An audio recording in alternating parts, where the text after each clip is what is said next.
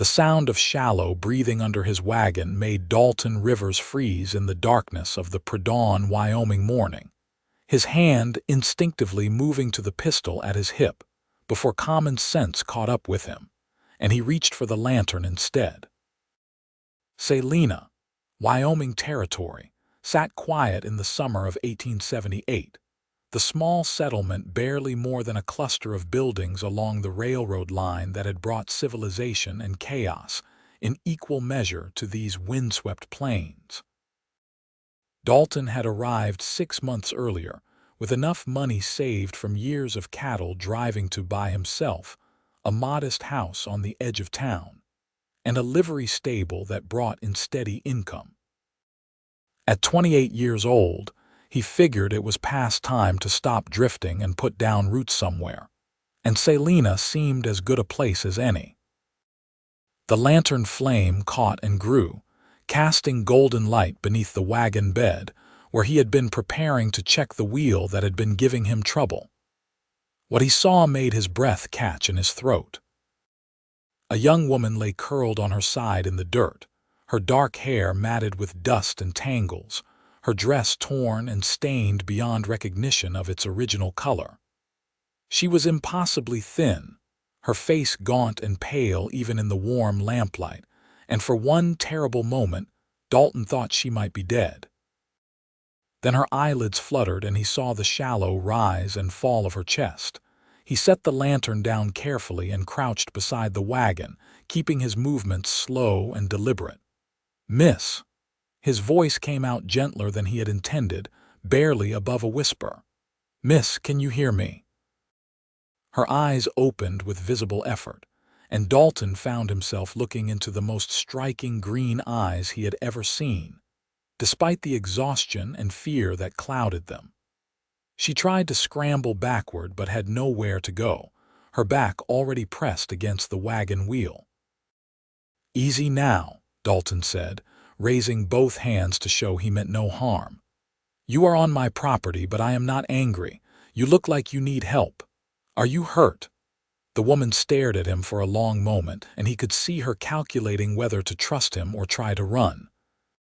Finally, she shook her head slightly, though the movement seemed to cost her considerable effort. "When did you last eat?" Dalton asked. Her lips parted, but no sound came out. Her throat worked as she tried to swallow, and Dalton realized she was likely too dehydrated to speak properly. "All right, listen to me," he said, making his decision in an instant. "My name is Dalton Rivers, and that house right there is mine. I live alone. I am going to help you up and take you inside where you can get cleaned up and have something to eat and drink. No strings attached, no expectations. You just look like you need help, and I am offering it. Will you let me do that?" Suspicion warred with desperation in her expression, but finally she gave a small nod. Dalton moved slowly, reaching out to take her arm and help her to her feet.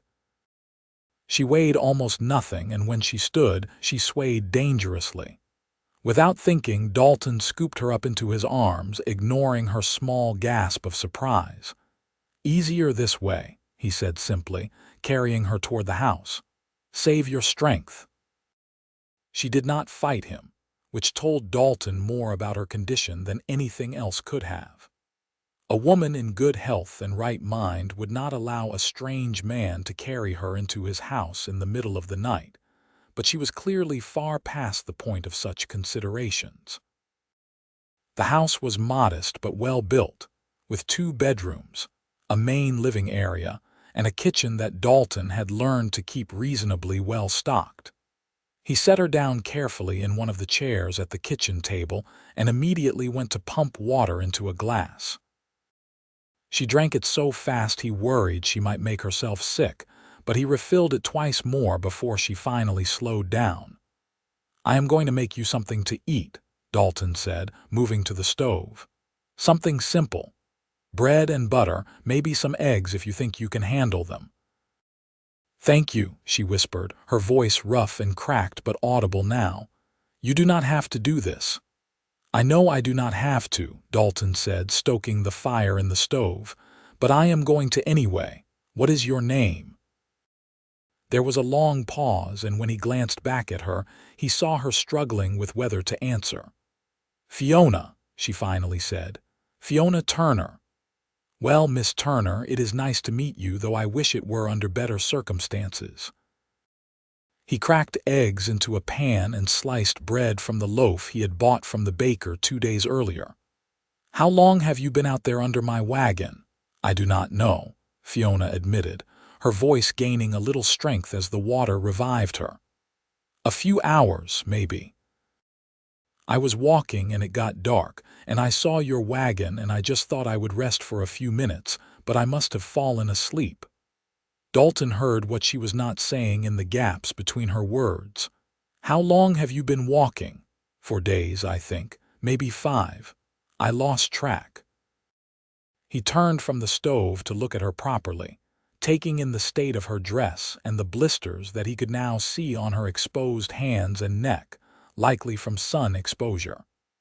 "Where did you come from?" "A homestead about 40 miles south of here," Fiona said, and her voice went flat in a way that made Dalton's chest tighten.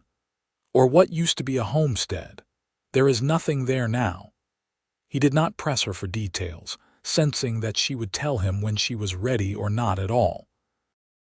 Instead, he finished cooking the eggs and brought them to her with the bread and butter, watching as she forced herself to eat slowly despite the hunger that was clearly gnawing at her. "You said you live alone?"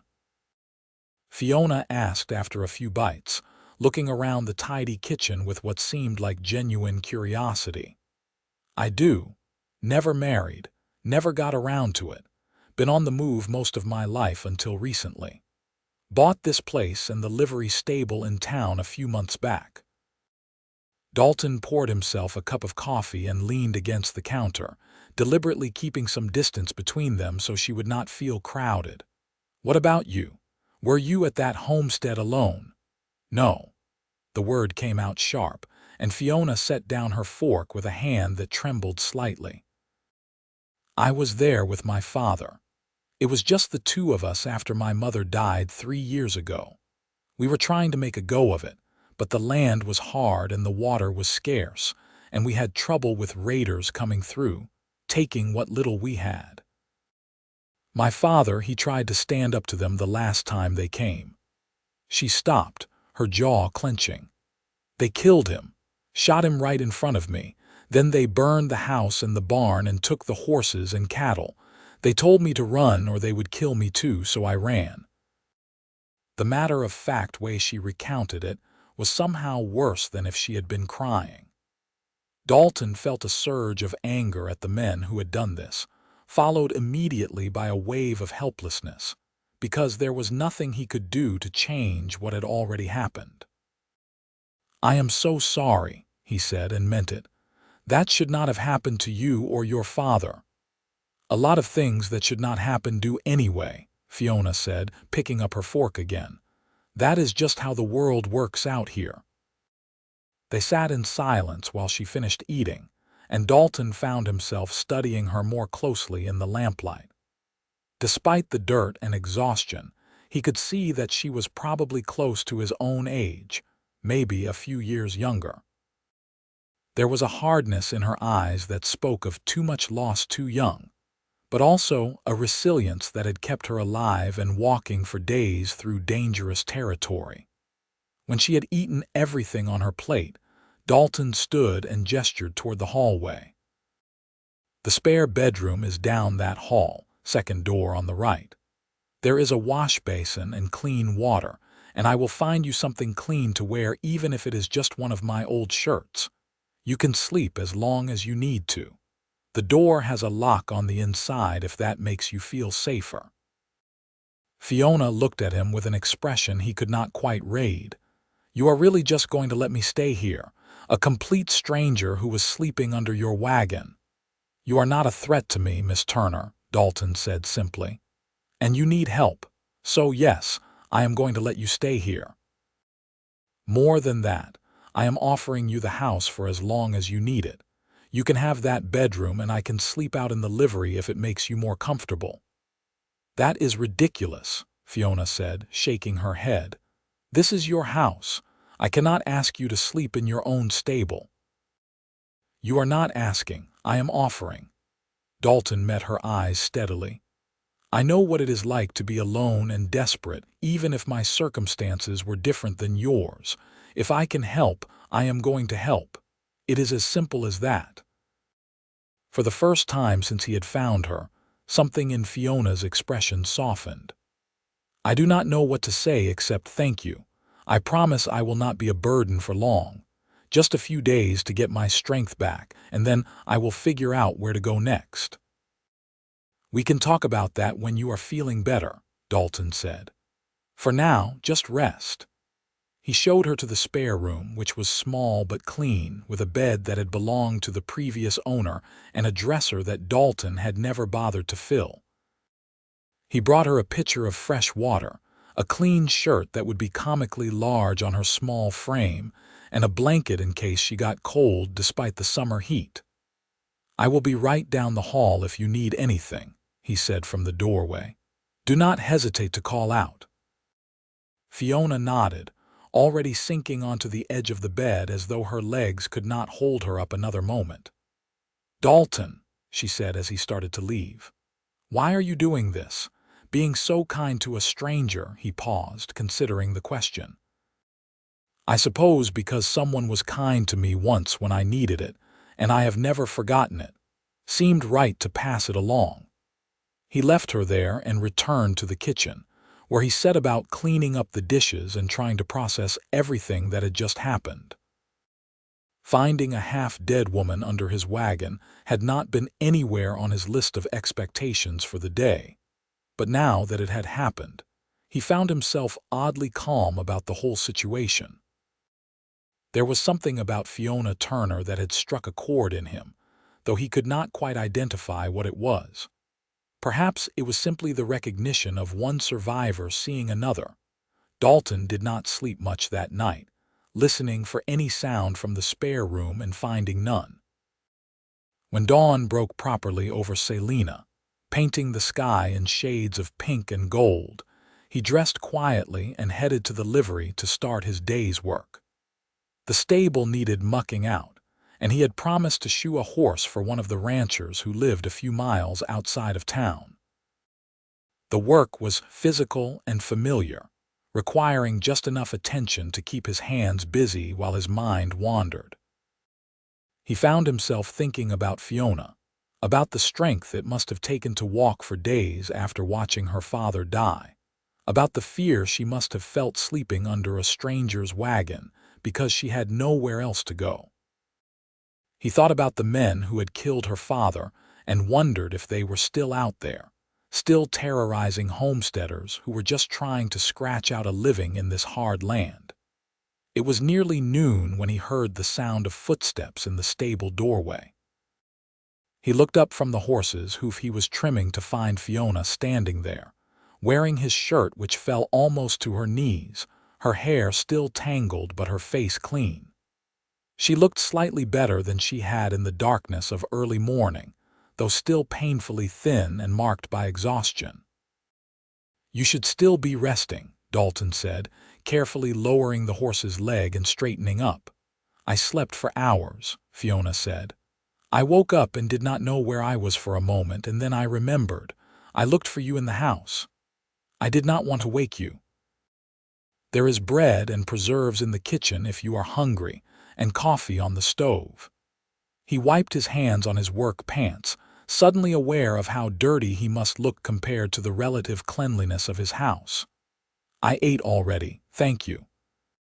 Fiona stepped further into the stable, looking around at the horses in their stalls and the organized chaos of tack and tools that Dalton had been slowly organizing since he bought the place. "This is yours." "It is. Bought it from a man who wanted to move back east. Not the most profitable business in the world, but it keeps me fed and housed." Dalton returned his attention to the horse, not wanting to make her uncomfortable by staring. "You are welcome to stay and watch if you want or go back to the house. Whatever makes you comfortable." To his surprise, Fiona stayed. She found a seat on an overturned bucket and watched him work in silence for a while, and Dalton found that he did not mind the company. There was something peaceful about it, actually, having someone there who did not require constant conversation. "My father taught me to ride," Fiona said eventually, her eyes on the horse Dalton was working with. "Back before we came out here. We had a small farm in Missouri and he kept a few horses. I used to love it, feeling like I was flying when we would run through the fields." "What made you come to Wyoming?" Dalton asked, moving to the horse's back hoof. "The promise of land and a fresh start," Fiona said with a bitter laugh. "The Homestead Act said we could have 160 acres if we could prove it up, build a house, work the land. My father thought it was our chance to build something real, something we could pass down. We did not realize how hard it would be, how isolated, how dangerous." "A lot of people have found that out the hard way," Dalton said quietly. "The promise of the West is not quite the same as the reality." "No, it is not." Fiona was quiet for a moment. "What brought you here?" "Restlessness, mostly," Dalton admitted. "I grew up on a ranch in Texas, worked cattle drives from the time I was 14, saw a lot of country that way, met a lot of people. But you cannot do that forever, and I was getting tired of sleeping on the ground and eating dust. I had some money saved up and I heard this place was for sale, so I came to look at it. Liked it well enough to stay." "Do you miss it? The cattle drives?" Dalton considered the question as he finished with the horse's hooves and moved to get the new shoes he had prepared. "Sometimes I miss the freedom of it, the open sky and the feeling that you could go anywhere. But I do not miss the danger or the discomfort or the loneliness, even when you are surrounded by other men. This is better. This feels like building something that might last." They fell back into comfortable silence, and Dalton found himself acutely aware of Fiona's presence in a way that surprised him. It had been a long time since he had been around a woman in any capacity beyond the brief, transactional interactions at the general store or the occasional social gathering in town. He had always been too busy or too focused on other things to think much about courting or romance, telling himself there would be time for that later once he was properly settled. But there was something about Fiona that made him think about it now. Maybe it was the vulnerability she had shown him, or the strength she had demonstrated just by surviving. Maybe it was the way she watched him work with genuine interest, or the sound of her voice when she spoke about her father and the life they had tried to build together. Whatever it was, Dalton found himself wanting to know more about her, wanting to see her smile or hear her laugh, wanting to ease some of the hardness from her eyes. Over the next few days, a pattern emerged. Fiona would sleep late, exhausted from her ordeal, and Dalton would go to work early, leaving food prepared for her in the kitchen. She would find him at the livery around midday, and they would talk while he worked, or sometimes fall into companionable silence. She began to look healthier as she ate regular meals and slept in a real bed, the color returning to her cheeks and some of the gauntness leaving her frame. Dalton learned that she was 24 years old, that her mother had died of pneumonia during a particularly harsh winter in Missouri, that she had a talent for drawing and used to sketch the horses on their farm. Fiona learned that Dalton had been orphaned young when his parents died of fever, that he had been raised by his uncle on the ranch in Texas, that he played a decent hand of poker, but had given up gambling when he realized it was a quick way to lose everything he had saved. They never spoke directly about the attraction that was slowly building between them, but Dalton felt it like a current in the air every time they were in the same room. He caught himself watching the way lamplight caught in her dark hair when they sat at the kitchen table in the evenings, the way her hands moved when she talked, the rare but beautiful smile that would cross her face when something amused her. He thought she might feel it too, based on the way her eyes would linger on him when she thought he was not looking, or the way she had stopped tensing every time he came near her. But neither of them acted on it, held back by the unusual circumstances of their meeting and the awareness that Fiona was still healing from trauma that went far beyond the physical. A week after he had found her, Fiona brought up the subject that Dalton had been dreading. "I should start thinking about what comes next," she said one evening as they sat on the porch of his house, watching the sun set over the Wyoming plains. "I cannot stay here forever, imposing on your kindness." "You are not imposing," Dalton said immediately. "I told you, you are welcome to stay as long as you need to." "But I need to think about my future," Fiona insisted. "I cannot just live in your house indefinitely without contributing anything or having any kind of plan.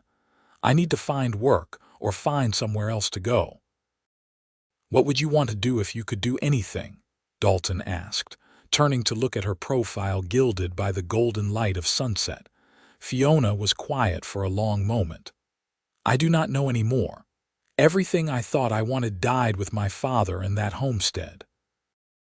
I used to think I would get married someday, have children, build a life on that land. But that is all gone now, and I feel like I am starting from nothing." "Starting from nothing is not the same as having nothing," Dalton said. "You are alive. You are strong. You are smart and capable. Those are not small things." "They do not pay for room and board, though," Fiona pointed out with a wry smile. Dalton took a deep breath, knowing he was about to potentially make a fool of himself but unable to hold back the words any longer. "What if you stayed here? Not as a guest or someone temporarily using the spare room, but as a real part of this household. You could help me run the livery, manage the books, deal with customers. God knows I could use the help, and it would give you income and purpose. The house is big enough for both of us, and I promise I would continue to be a gentleman about the whole arrangement." Fiona turned to stare at him, her eyes wide with surprise. "You are offering me a job and a place to live, just like that." "Just like that," Dalton confirmed. "Look, I know it is unconventional and people in town will probably talk, but I have never cared much what people think of me. If you want to stay and you want to work, I am offering you both those things. If you would rather move on, I understand that too. But I want you to know that you have options beyond just leaving." "Why?" Fiona asked, and there was something vulnerable in her voice that made Dalton's heart clench. "Why are you being so kind to me? What do you get out of this arrangement?"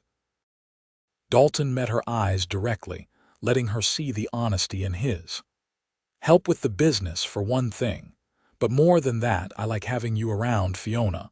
I like talking to you and listening to you. I like the sound of someone else in the house, and the way you watch me work and the questions you ask. I have been alone for a long time, and I did not realize how much I had been missing company until you showed up under my wagon. If that is selfish of me, then I suppose I am selfish, but there it is." The silence that followed felt like it lasted an eternity, though it was probably only a few seconds. Finally, Fiona smiled, a real genuine smile that transformed her entire face and made something warm bloom in Dalton's chest. "All right," she said. "I will stay. I will work for you and with you, and we will see where this leads, but I have conditions." "Name them," Dalton said. "I want a fair wage for fair work, not charity disguised as employment," Fiona said firmly. "And I want us to be honest with each other always. No dancing around things or hiding what we really mean. If this is going to work, we need to trust each other." "Agreed on both counts," Dalton said, offering his hand to shake. "Partners." Fiona took his hand, her grip firm despite her small size. Partners. The next few weeks brought changes to both of their lives in ways neither had quite anticipated. Fiona threw herself into learning the business of running a livery stable with the same determination she must have applied to surviving her journey to Salina. She learned to keep the books, to deal with customers, to recognize the signs of a horse in distress or a piece of tack that needed repair. She was not afraid of hard work or getting dirty, and she had a natural way with the animals that some people spent years trying to develop. Dalton found himself looking forward to each day in a way he had not experienced in years. Having Fiona working beside him made even the most tedious tasks feel lighter, and her presence in his house had transformed it from a place he slept into something that felt like an actual home. They developed routines and rhythms together, learning each other's habits and preferences, figuring out how to share space without stepping on each other's toes. The people of Salina noticed, of course. A young, unmarried woman living with a young, unmarried man was bound to raise eyebrows and set tongues wagging, no matter how innocent the actual arrangement might be. Dalton heard the whispers when he went to the general store and saw the speculative looks that followed them when they occasionally went into town together. For the most part, he ignored it, as he had promised Fiona he would. But there was one evening when a drunk cowboy made a crude comment about Fiona as Dalton was closing up the livery, and Dalton had to physically restrain himself from planting his fist in the man's face.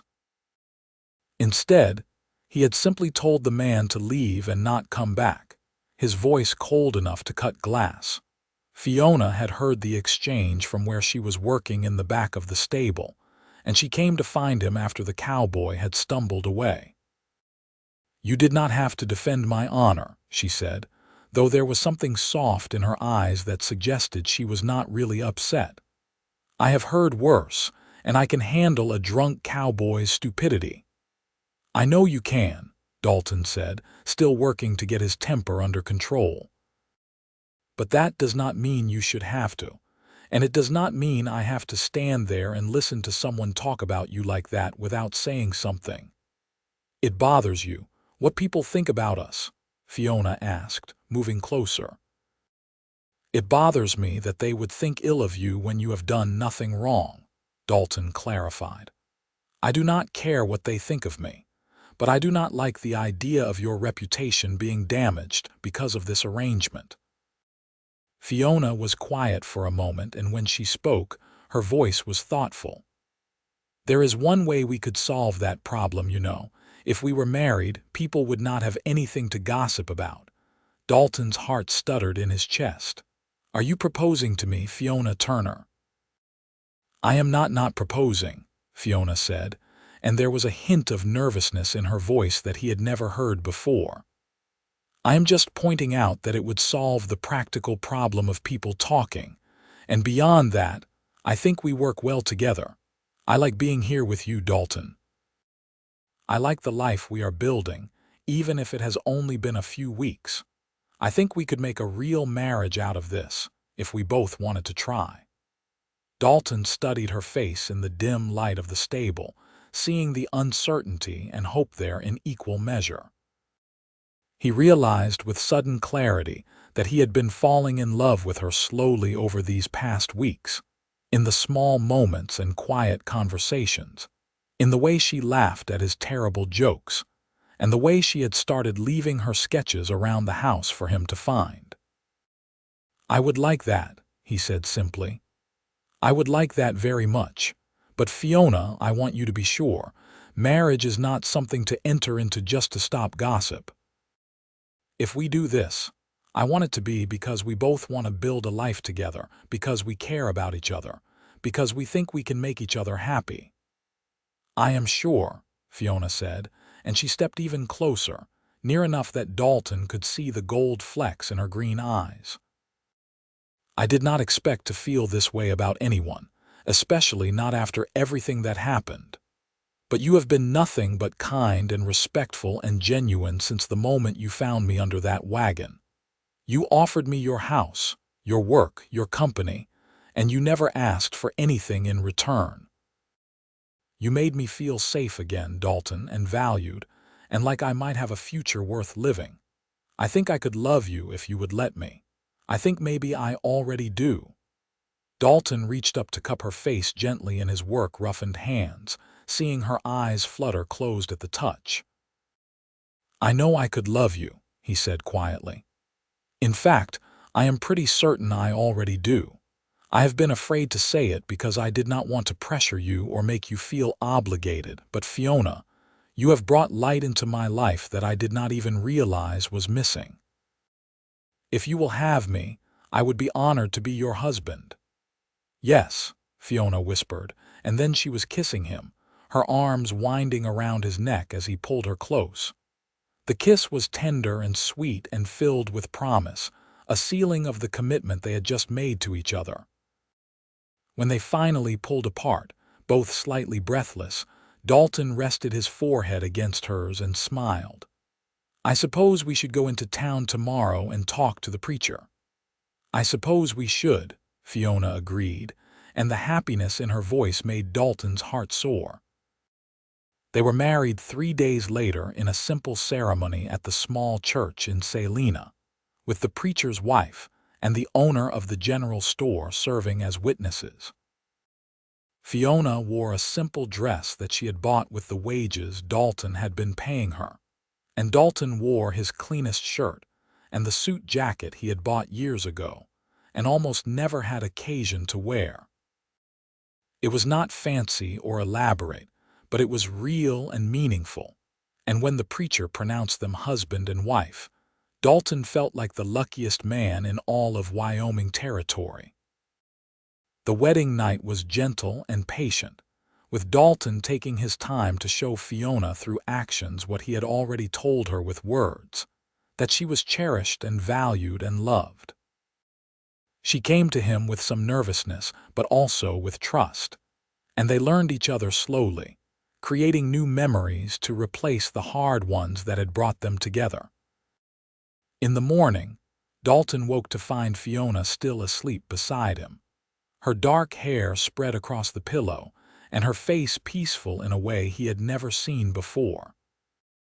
He lay there watching her for a long moment, marveling at the strange and wonderful path that had led them to this point, before carefully sliding out of bed to start breakfast. Life as a married couple settled into new patterns that felt both familiar and excitingly different. Fiona moved her belongings from the spare room into Dalton's bedroom, which was now their bedroom, and they worked together to make the house feel like it belonged to both of them equally. She hung some of her sketches on the walls and rearranged the furniture to be more practical. Dalton built her a small desk near the window where she could work on the livery's books and draw in the evenings when the light was good. The business continued to grow under their joint management. Word spread that the livery in Salina was reliable and fair, with good prices and honest service. They took on more customers, including some of the bigger ranches in the area, and Dalton found that having Fiona to help with the workload meant he could take on projects he would have had to turn down before. They learned each other's moods and quirks, figuring out how to navigate the inevitable small conflicts that arose when two people shared a life. Dalton discovered that Fiona hated mornings and needed at least 1 cup of coffee before she was ready to face the day with anything resembling good humor. Fiona learned that Dalton had a tendency to work himself too hard when he was worried about money and needed gentle reminders to rest. But more than the challenges, they discovered the joys of partnership. They found that they made each other laugh, that they could talk for hours about everything and nothing, that they genuinely enjoyed each other's company in a way that went beyond initial attraction or convenience. The love that had started as a tentative possibility grew stronger and deeper with each passing day, rooting itself in the fertile soil of mutual respect and genuine affection. The first real test of their marriage came in the fall, when a group of men rode into town and stopped at the livery to have their horses tended. Dalton was in the back when they arrived, so Fiona was the one who greeted them, her professional smile freezing on her face when she recognized one of the men. He was older than the others, with a scar running down the side of his face and eyes that held no warmth. Fiona knew those eyes. She had seen them the day her father died, had heard the voice that belonged to that scarred face tell her to run or be killed. She must have gone pale because the man looked at her more closely, his eyes narrowing as recognition dawned.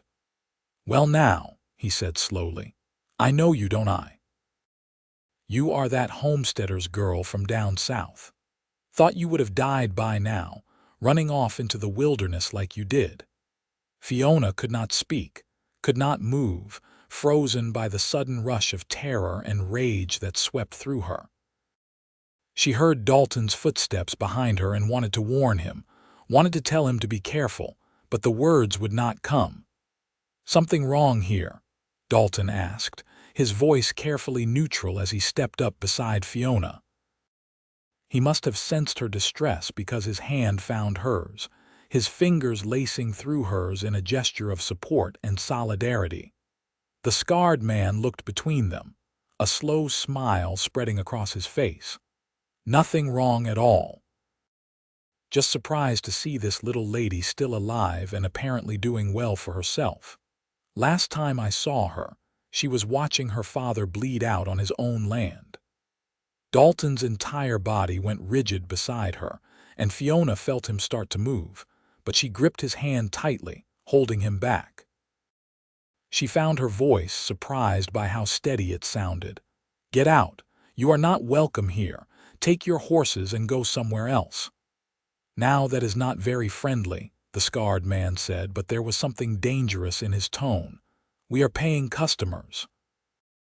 "I do not care if you have got a wagon full of gold," Dalton said, his voice hard as iron. "You heard my wife. Get out.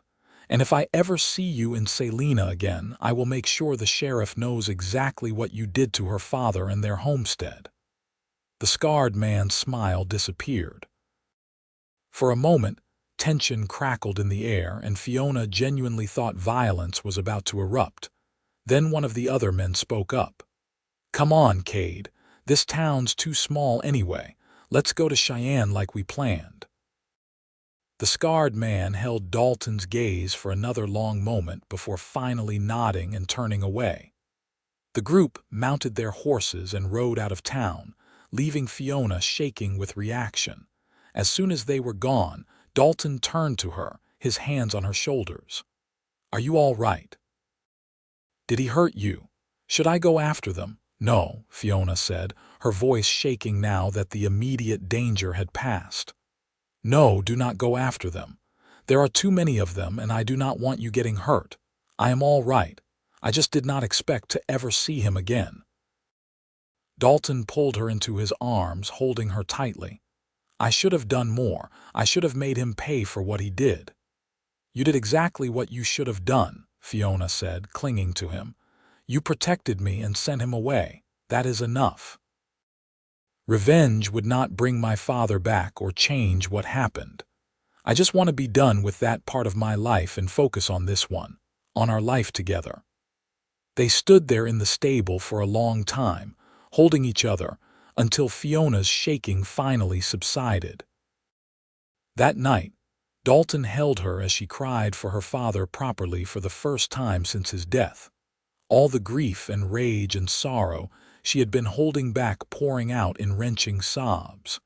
He did not try to fix it or tell her it would be all right.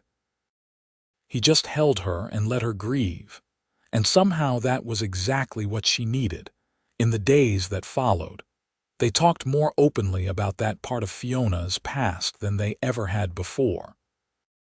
She told him about her father, about the good memories as well as the loss, about the dreams they had shared for their homestead. Dalton listened and shared some of his own losses, including the uncle who had raised him and died when Dalton was 20, leaving him truly alone in the world for the first time. The shared vulnerability brought them even closer, creating a bond that went beyond the practical partnership or physical attraction. They had seen each other's wounds now, the scars that life had left on both of them, and they had chosen to love each other anyway, to build something together despite and because of all they had survived. Winter came to Salina with snow and freezing winds that whistled through the cracks in even the best-built buildings. Business at the livery slowed as people stayed close to home, venturing out only when absolutely necessary. Dalton and Fiona used the slower season to make improvements to both the stable and the house, weatherproofing and repairing and generally preparing for the harder months ahead. They also spent long evenings together by the fire, reading or talking or simply sitting in comfortable silence. Fiona had taken up her drawing again with renewed enthusiasm, filling page after page with sketches of horses and landscapes, and sometimes of Dalton when he was not looking. He loved finding these sketches around the house, tangible proof of how she saw him and the world they were building together. It was during one of these quiet evenings in late January that Fiona brought up something that had been on her mind for a while. "I have been thinking," she said, setting aside the shirt she had been mending, "about the future and what we want it to look like." Dalton looked up from the leather harness he had been working on. "What about it? Do you want children?" Fiona asked directly, her green eyes serious in the firelight. "We have never really talked about it, and I realize I do not know if that is something you have thought about or want." Dalton set down the harness, giving her question the consideration it deserved. "I have thought about it," he admitted. "I always figured I would have a family someday when I was settled enough to provide for one. But I also know that not everyone wants children, and I would not pressure you into something you do not want. What do you think?" "I think I would like to have children with you," Fiona said, a soft smile crossing her face. "Someday when we are ready." "I think you would be a wonderful father, Dalton. I see how gentle you are with the animals and how patient you are with me, and I think a child would be lucky to have you as a parent." Warmth flooded through Dalton's chest, a mixture of love and hope and cautious excitement. "I think you would be a wonderful mother," he said, "and I would love to have children with you when the time is right, but there is no rush. We have time to just be us for a while longer." "Agreed," Fiona said. "I just wanted to make sure we were thinking about the same future." "We are," Dalton assured her, moving to sit beside her and pulling her into his arms. "We absolutely are." Spring brought new life to Salina and new business to the livery. The railroad continued to bring settlers and opportunity, and the town grew steadily, adding new buildings and new residents. Dalton and Fiona found themselves increasingly integrated into the community, no longer the subject of gossip, but simply one of the many couples working to build a life in this still raw corner of the country. Fiona made friends with some of the other women in town, including the doctor's wife and the woman who ran the boarding house. She started attending church socials and helping with community events, finding a sense of belonging that she had not experienced since leaving Missouri.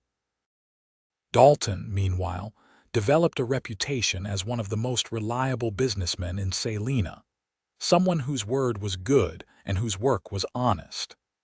It was in the summer of 1879, a little over a year after Dalton had found Fiona sleeping under his wagon, that their lives changed again.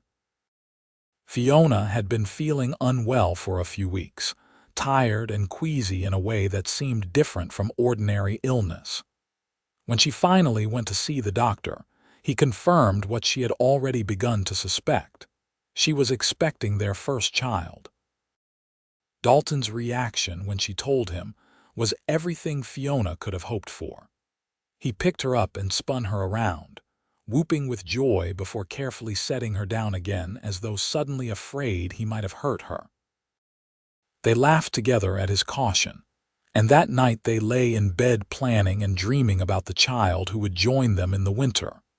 The pregnancy progressed smoothly, though Fiona found herself more tired than usual, and had to cut back on some of the heavier work at the livery. Dalton was attentive to the point of being overprotective, constantly checking on her and trying to take over tasks that she insisted she was still perfectly capable of handling. "I am not made of glass," she told him one afternoon when he tried to stop her from lifting a saddle. "Women have been having babies since the beginning of time while doing much harder work than this." "I know," Dalton said, looking sheepish. "I just worry. I want to make sure you and the baby are safe." Fiona softened, reaching up to cup his face. "We are safe. You make sure of that every day.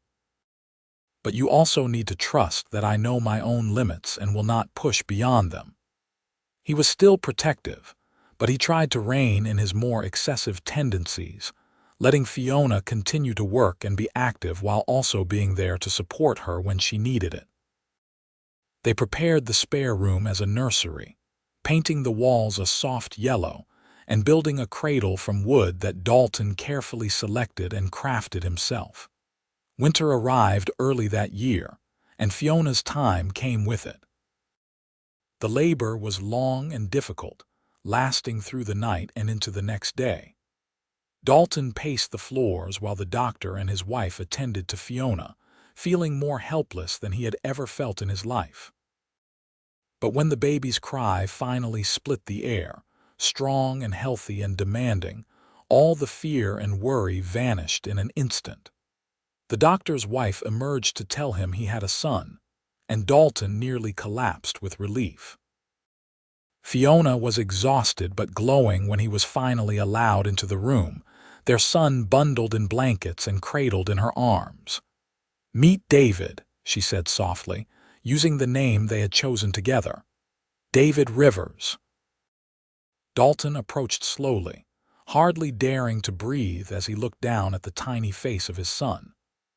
The baby had dark hair like Fiona and a scrunched-up expression that made him look vaguely offended by the world he had just entered.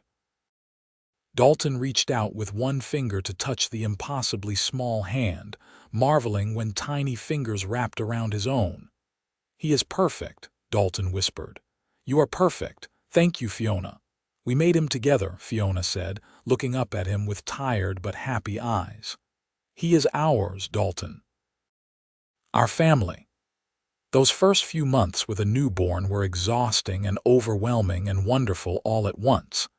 David was a healthy baby but demanded constant attention, crying at all hours and needing to be fed and changed and soothed. Dalton and Fiona took turns getting up with him at night, stumbling through the darkness in various states of sleep deprivation. But there were also moments of pure joy, like when David first smiled at them, or when Dalton held him against his chest and felt the weight of his son's head on his shoulder, completely trusting. Fiona was a natural mother, patient and loving, and somehow managing to keep both the household and the business running even while caring for an infant. Dalton found himself changed by fatherhood in ways he had not anticipated. He became even more focused on making the livery successful, driven by the knowledge that he now had not just a wife, but a son to provide for. But he also learned to slow down and appreciate the small moments, the way David's eyes would light up when Dalton came into the room, the sound of Fiona singing lullabies in the night. As David grew from an infant to a toddler, the livery continued to thrive. Dalton hired a young man to help with some of the heavier work, which freed up both him and Fiona to focus more on the business side and on their growing family. They talked about having more children, and Fiona became pregnant again when David was 2 years old. Their daughter, Emily, was born in the spring of 1882, an easier birth than David's had been. She was smaller and quieter than her brother, with Dalton's eyes and a calm temperament that made her seem wise beyond her infant years. David was fascinated by his baby sister, wanting to help with everything from diaper changes to feeding, and Dalton and Fiona had to carefully supervise to make sure his enthusiasm did not overwhelm the baby. life continued to move forward, bringing the usual mixture of challenges and joys. There were hard years when drought or economic troubles made money tight, and there were good years when everything seemed to flourish. Through it all, Dalton and Fiona built their life together with steady determination and deepening love. The children grew, David becoming an energetic boy who loved horses and wanted to be just like his father, Emily developing into a thoughtful girl who loved books and drawing like her mother. They added a third child, another son named James, when Emily was 3, and their family felt complete. Dalton often thought back to that night when he had found Fiona sleeping under his wagon, looking like she might not survive another day.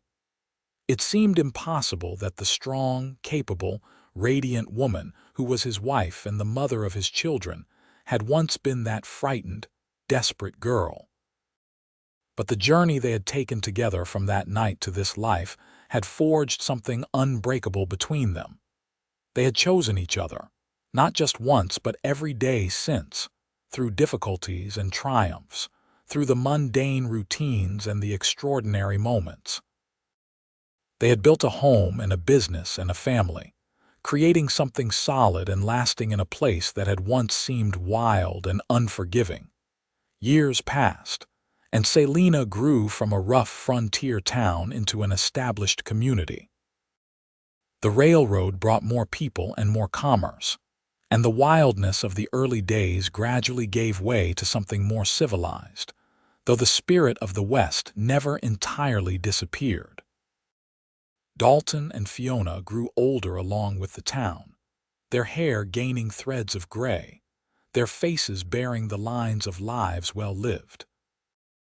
The livery remained successful, eventually being passed down to David when he came of age and proved to have both his father's skill with horses and his mother's head for business. Emily became a teacher, bringing education to the next generation of children in Salina. James eventually left to seek his fortune further west, though he visited regularly and always spoke of Salina as home. Through all the changes, Dalton and Fiona remained each other's constants.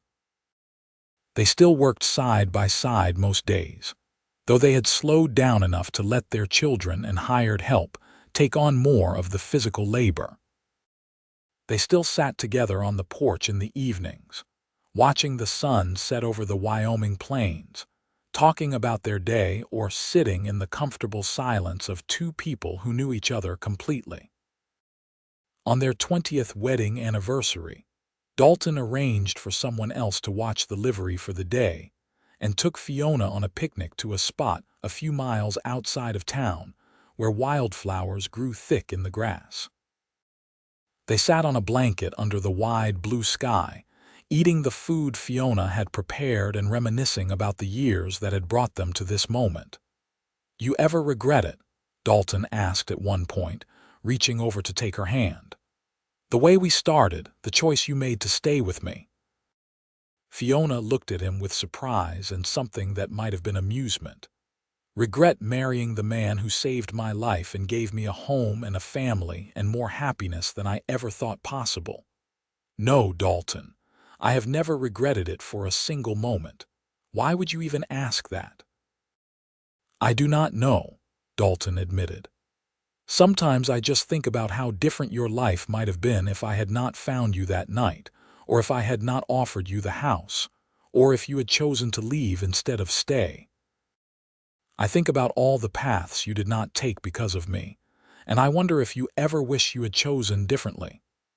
"The only path I ever wanted was the one that led to you," Fiona said firmly, squeezing his hand. "Every choice I made since that night has been the right one because it kept me with you. You gave me everything, Dalton.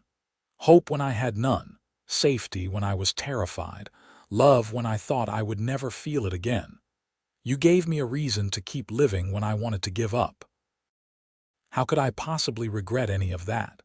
Dalton felt his throat tighten with emotion. Even after 20 years, she could still move him to tears with her words and her unwavering love. "I am the one who received the gift," he said. "You are the best thing that ever happened to me, Fiona. Finding you under that wagon was the luckiest moment of my life." They kissed then, a long, sweet kiss that tasted of coffee and honey and 2 decades of shared life. When they pulled apart, Fiona rested her head on Dalton's shoulder, and they sat together watching the clouds drift across the sky, content in the knowledge that they had built something that would last. As the sun began to set, painting the sky in shades of gold and pink and purple, Dalton thought about the future that still lay ahead of them.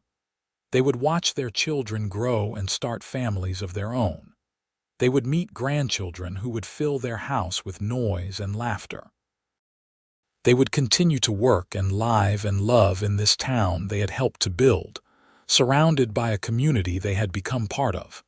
But more than any of that, they would have each other.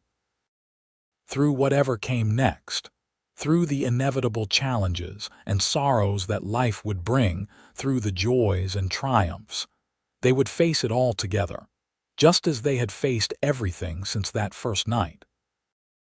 The ride back to town was slow and peaceful, neither of them in any hurry to end this day. When they finally arrived home, the house that had once been just Dalton's but had become truly theirs greeted them with warm lamplight spilling from the windows. David and his young wife had watched the younger children for them, and the family was gathered in the living room when they entered. The sight of their children and the beginning of the next generation made Dalton's heart swell with pride and gratitude. This was what they had built together, he and Fiona. This family, this home, this life full of love and purpose and connection. It had started with a simple act of kindness, offering help to someone who needed it, and it had grown into something more beautiful and meaningful than he could have ever imagined. That night, lying in bed with Fiona curved against his side, Dalton whispered into the darkness, "Thank you for staying. Thank you for choosing me, for building this life with me, for loving me all these years." "Thank you for finding me," Fiona whispered back. "Thank you for being exactly who you are, for offering me the house and your heart and everything else. Thank you for making me believe in happiness again." They fell asleep like that, wrapped in each other's arms, just as they had fallen asleep countless nights before and would fall asleep countless nights to come. Outside, the Wyoming wind whispered across the plains, carrying with it the promise of tomorrow and all the tomorrows after that.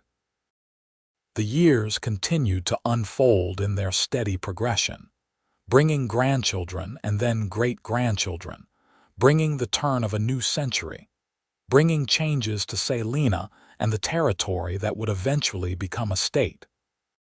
Through it all, Dalton and Fiona remained together, their love deepening and maturing like fine wine, growing richer and more complex with age.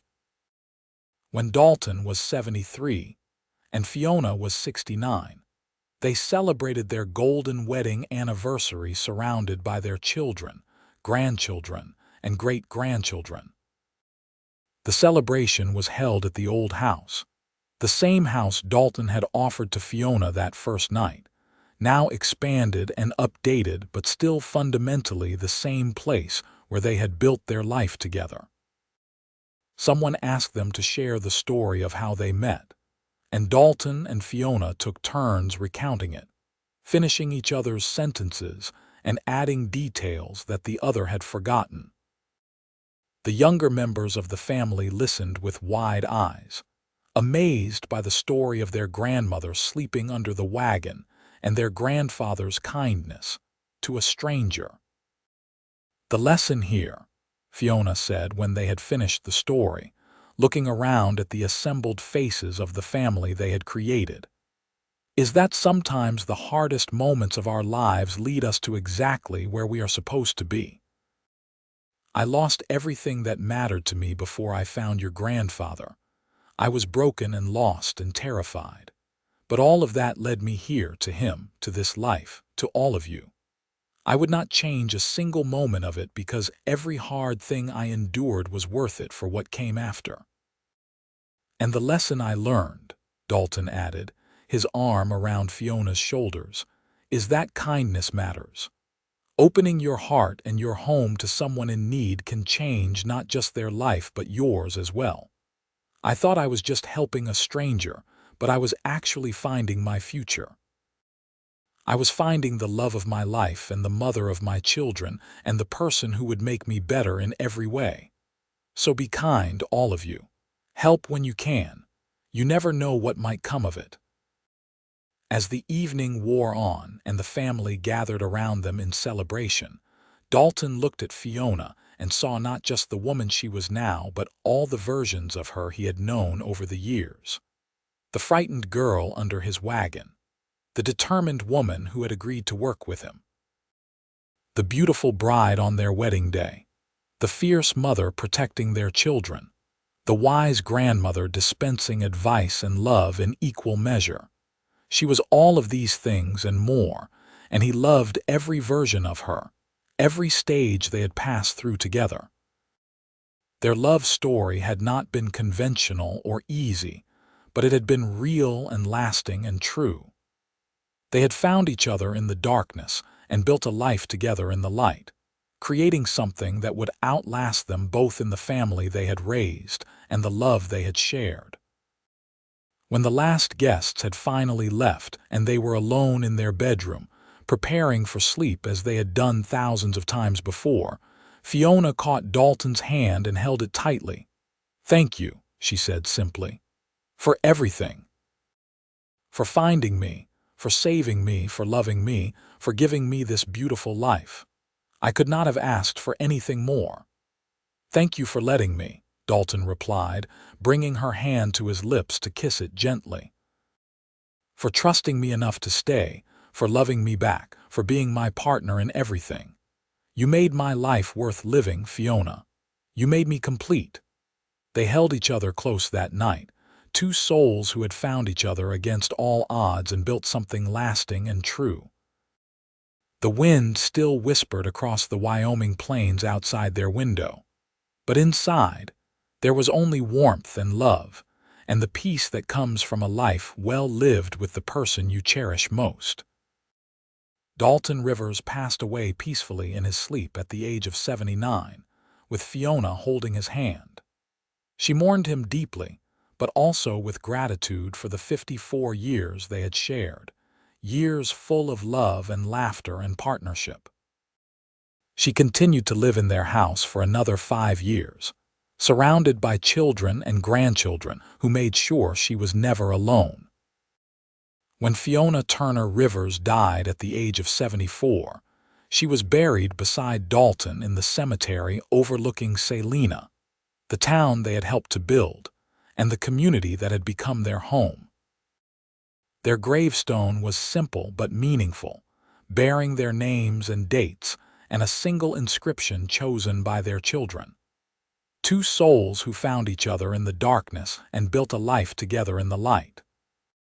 Their legacy lived on in the family they had created, in the business that still bore the Rivers' name, in the countless lives they had touched through their kindness and generosity. But perhaps most importantly, their legacy lived on in the story of how they met, a story that would be told and retold through generations of their family. A reminder that love can be found in the most unexpected places, and that kindness to a stranger can change everything. The house still stood on the edge of what was now a thriving city, a historical landmark maintained by the family. And sometimes, on quiet evenings when the wind blew just right across the plains, people said you could almost feel the presence of the couple who had built their life there. The cowboy who had offered his house to a stranger, and the woman who had accepted. Two people whose love had transformed both their lives and created something that would endure long after they were gone. Their story became part of the history of Salina, Wyoming, a tale of compassion and courage, and the kind of love that builds not just families but entire legacies. It was a reminder that in the wild and often harsh landscape of the American West, the most powerful force was not violence or wealth or power, but simple human kindness and the willingness to open your heart to someone in need. And so the story lived on, passed down through the generations, a testament to two people who had found each other in the most unlikely of circumstances and chosen to build something beautiful together. From a frightened woman sleeping under a wagon to a love that spanned more than half a century, their journey was proof that the best love stories are not the ones that come easily, but the ones that are built through choice and commitment and the daily decision to stand beside each other, no matter what comes. In the end, Dalton and Fiona's story was not just about romantic love, though it certainly was that. It was about the love that comes from truly seeing another person and choosing to walk through life with them. It was about building something lasting in a temporary world, about finding home in a person rather than a place, about the transformative power of offering help to someone who needs it. Their descendants would continue to tell their story for generations to come, ensuring that the cowboy who found a woman sleeping under his wagon and offered her his house, and the woman who accepted and gave him her heart in return, would never be forgotten. Their love had started in the darkness of a pre-dawn Wyoming morning in 1878, and it had created a light that would shine on long after both of them had passed, a beacon of hope and proof that love, real and lasting love, was always worth fighting for, always worth choosing, always worth building a life around.